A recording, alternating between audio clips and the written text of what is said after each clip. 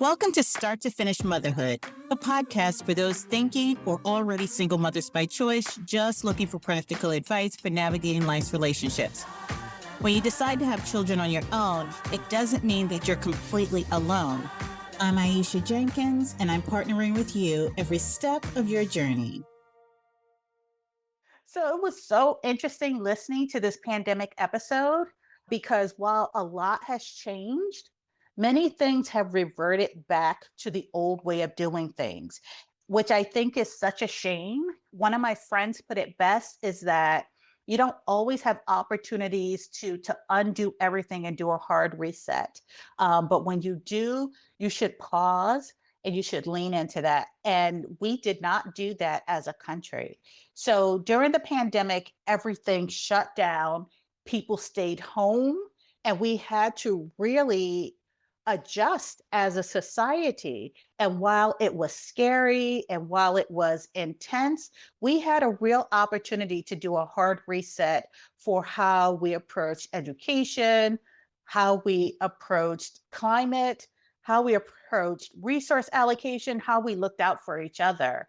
And now, as of 2025, we have undone everything and we have unveiled the true Machiavellian nature of evil in the United States. And so it's truly disappointing and jarring. Um, and so, yeah, the pandemic went from 2020 into 2023, and then we adjusted to going back to normal everyday life. But the undoing of everything that we achieved through and learned from the pandemic, it's just, wow, such a disappointment. So, to update you on me, I am no longer with the company that I was with during the pandemic. I think going through the pandemic allowed a lot of people time to really think and process and to really feel the things that they were feeling, whether it was exhaustion, whether it was stress. And I know I did not come out of the pandemic the same person mentally, emotionally. I also know that I did not recover. And I did not recover from having two young children at home and being fearful for their lives and simultaneously parenting and working and trying to maintain familiar relationships. I did not recover. In fact, I was experiencing bouts of PTSD from the pandemic days. Every time the children had snow days or the children got sick, I could not work and take care of a child. I could not work and have the children home on snow days. And so also, there was at my company an entire racial reckoning, and people were just unhinged and they were acting out in a reactive fashion without any training whatsoever. So we were going through this really toxic and damaging experience watching the murder of George Floyd on live TV. And then people were calling you saying, well, how do you feel about that? How do you feel about your Black experience here at the company? Which just doubled down on the trauma. So we went from people pretending racism didn't exist to it being front and center in people's living rooms and them having to see it and kind of live through it. And then we had to experience people asking really deeply personal questions without the proper skills or trauma informed training. And then this reversal of going back to pretending racism doesn't exist, pretending that they didn't make those phone calls. And so it was a real mind flub, right? So essentially, I got to the point where I had had enough. I was burning out quickly. It was a toxic environment to begin with, dealing with PTSD, dealing with the medical establishment. I was done. So essentially, I left the toxic work environment. With the political environment here in the US, people are still dying. The daycare infrastructure is crumbling. familial support structures are crumbling. We have a whole destabilization of the middle class. The United States is at a very precarious tipping point, and we are and will remain forever changed from this period of 2020 into whenever there is a regime change. And I hope that there is a country to come back to, at least part of me hopes. And then the other part of me is just like, let's just sweep it all off the table and just rebuild. So that's kind of where I'm feeling right now. And a lot needed to change. Right. And so that is the balance point that I'm at now. It's excruciating to live through, and also a lot needs to change. So who knows what the upcoming years will bring? I'm hopeful. Yeah. Over the pandemic in the US, we lost roughly 1.1 million people. I personally lost 2 people that I knew. One was a family member, one was an old teacher of mine. I know people who have lost people, right? There's no return to that. Virtual and hybrid learning is here to stay in different degrees and different variations. Folks have been dragged back into the office, and I think we're still grappling with people still trying to decide if this is even worth it, right? There, we are now questioning the trust that we had in the organizations that we work for.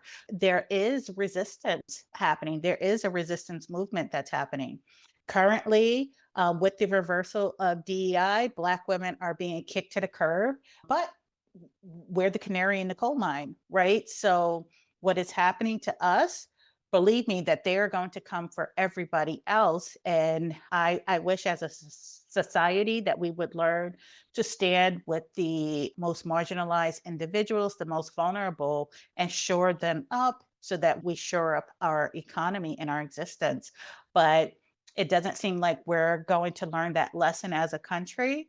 And I predict that a lot of lives are going to be lost and a lot of people are going to lose everything. And I don't need to sound like a Debbie Downer. I think that resistance movements globally have lessons to be learned and things that can be applied. I think that whenever it feels that you don't have options, that's when you wipe the table clean, wipe the slate clean, and then you start looking at things with fresh eyes. And you will be surprised the opportunities that will surface when you have an anything is possible perspective. I think, yeah, that's where we are. That's where my hope stems from, that there are always options and there's always a light in a room of darkness. But we're still here. We're still healthy. Family-wise, I'm here. My girls are here. We're healthy.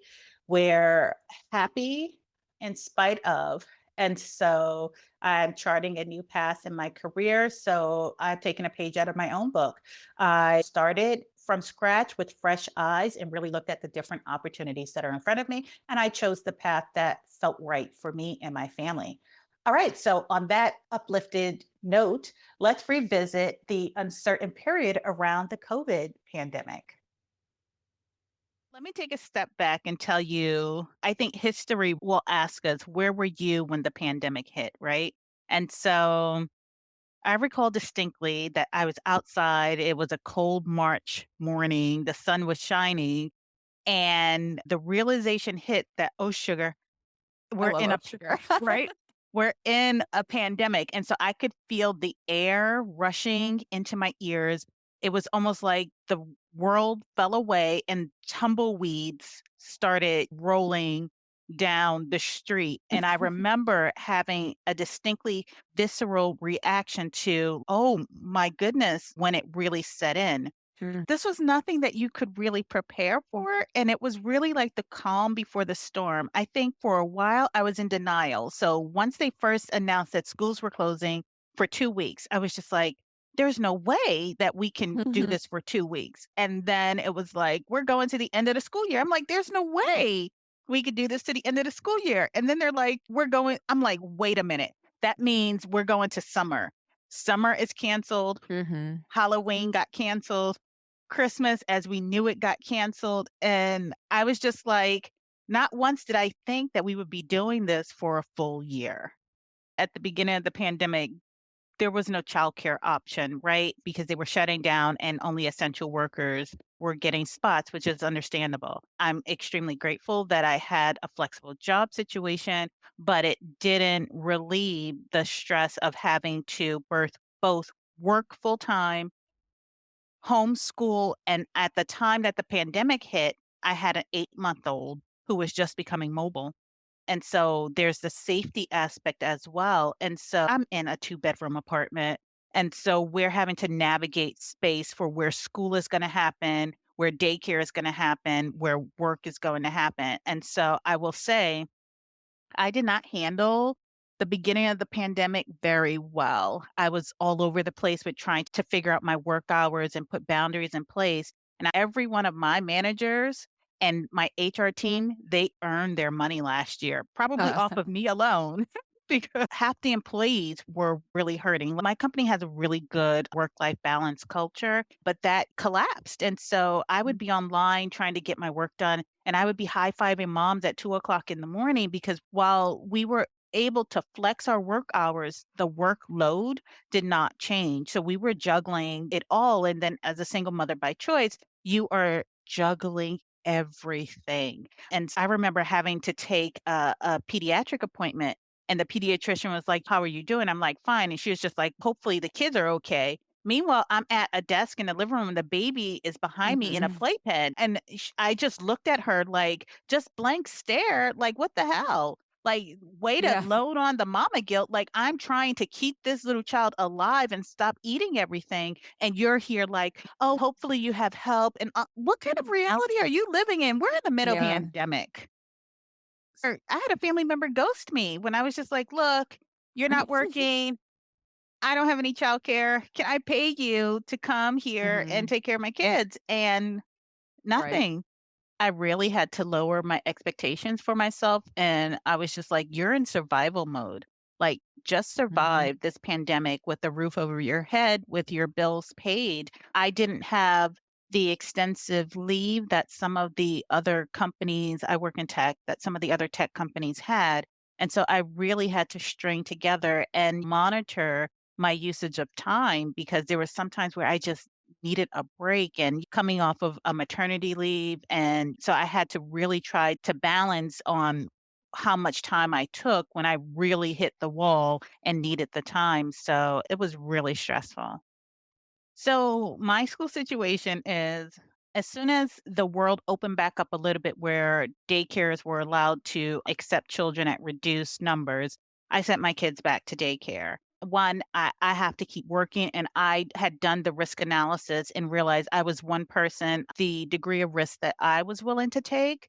And so we just rolled with daycare once school started. I initially thought that when the school year started, I would do a hybrid. So I was already set up at my daycare to do the 2 days a week, whatever it was, the two every other day at daycare. And then once they decided that school can't open, I never changed our daycare situation. I just added on extra days as I could afford. So the way we have it, she goes to daycare 4 days out of the week and she's home on Fridays with me. And that really works because it allows me to offload the day-to-day supervision of her schooling while also still being connected to what her school day is on that Friday because I can hear in, the teachers know that I'm available on Fridays. And what this has also made me do was to really up my communication game with her school. I have two situations to navigate, her school situation and then the daycare.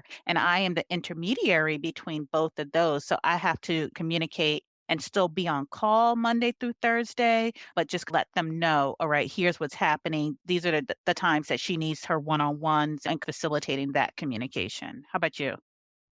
Yeah, I will tell you, I will never forget the time I heard my daughter say, "Mute yourself."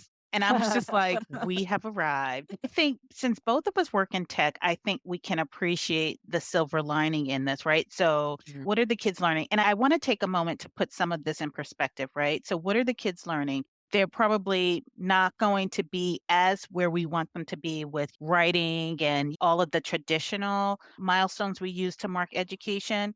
But what they are gaining in terms of technology, I am clearly making the assumption I know our kids have a particular type of privilege, Mhm. and so that they have technology um, accessible. And so, what they're learning in terms of technology, they're learning to troubleshoot computer issues on their own. They're learning to communicate via web conferencing with their teachers and peers. They are learning how to reconnect and Mhm. disconnect to a classroom. They're learning how to converse as people. And so I want to take a step back because professionally, I teach for tech company and I am an instructor in a classroom, and we do have virtual classroom situations. And to understand the ask that we have made of our children, our teachers, and our parents.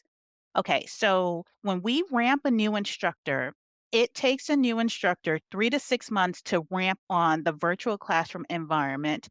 And then they have to sit for a 4 hour certification exam to give them their credentials.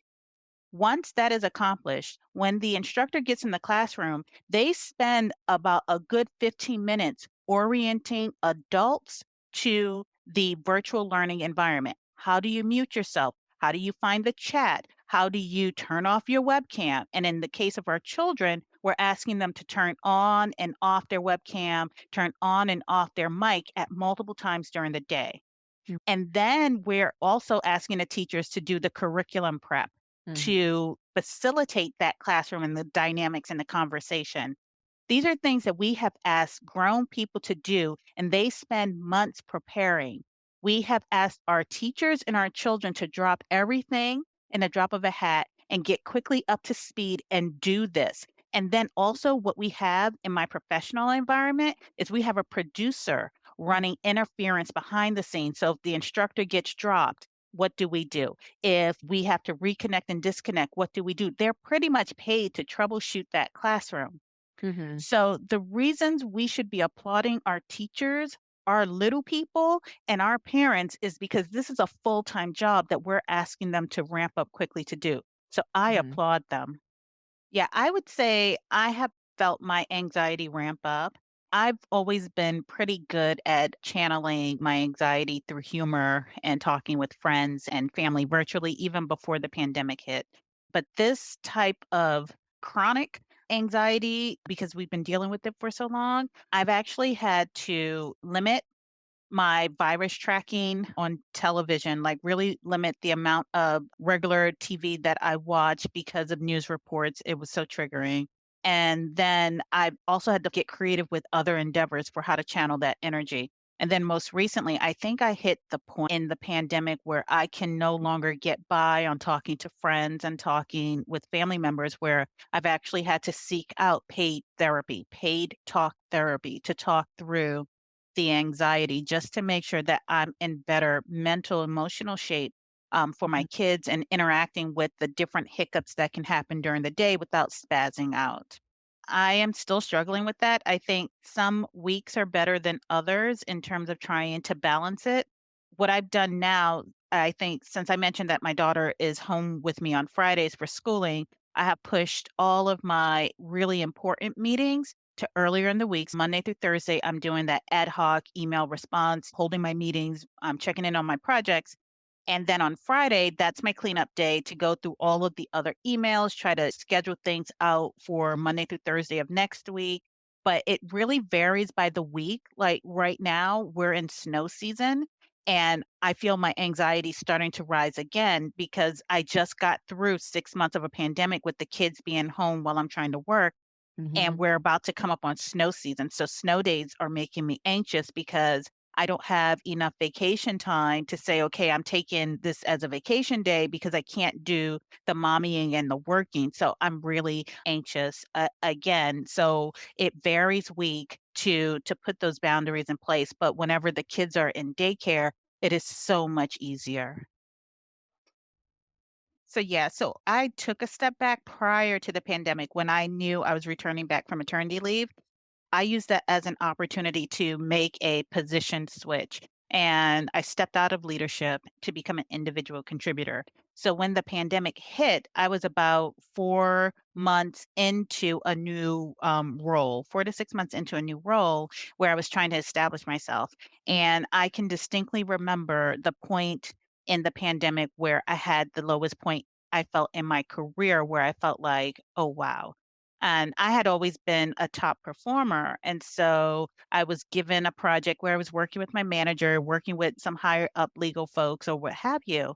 And I had a really important presentation to give on the afternoon that the George Floyd murder video hit. And I was like, "Oh, wow." And then 30 minutes, I had to transition quickly into giving this presentation. The presentation did not go well. And I think at the time, what my manager told me was like, she didn't know how to tell me that it did not go as they expected with the quality that they expected. She did tell me 2 weeks later that was the case. And so that was a pretty low point for me because I was already feeling overwhelmed and anxious. And to just have this be confirmed, where I was just like, oh my gosh, is my professional reputation at stake at my job? And so at this point, she was just like, I'm going to have to take you off this project. Are you okay with me reassigning it to somebody? And I was just like, yeah, do what you need to do. I don't want to be on anything high profile at this point until the pandemic is over, until I figure out my work life balance. And so that was just a really tough week for me. Do I feel like my reputation took an overall hit? No, I've been with the company for long enough and I have a really good reputation, but that was a particular low point where I was just like, wow, this could impact my career.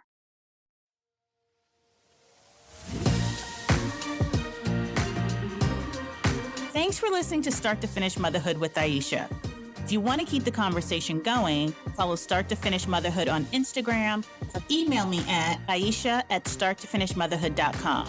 If you love this episode, please share it with anyone who's thinking of becoming a single mother by choice, anyone who's already parenting as a single mother by choice and just looking for advice on navigating it all, or a friend or family member who's looking to support someone else's single mother by choice journey. Until next time, bye now.